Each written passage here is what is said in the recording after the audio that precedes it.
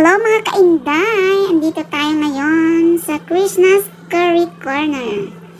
Subukan naman natin ang Indian food. Yan. Try ko yung pita. Tapos mayroon siyang curry sauce at ang kanilang best seller na beef biryani. Try natin Hello mga lodi! Tingnan nyo naman at ang ganda ng ngiti ng impact ng Inday. Mukhang nasiyahan siya sa kanyang kinain. Ngayon guys, inaantay na lang natin ang ating pasyaron dahil marami yung isang serving. Hindi kinayanan ng impact ng Inday at nagpasyaron siya.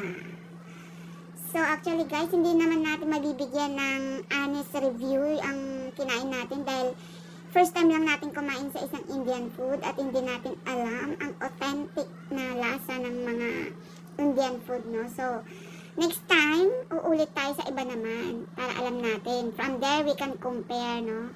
Saka tayo magbigay ng ating honest review. So, ngayon guys, inaantay na lang na impact ng Inday, ang kanyang sukle at ang kanyang pasyaron.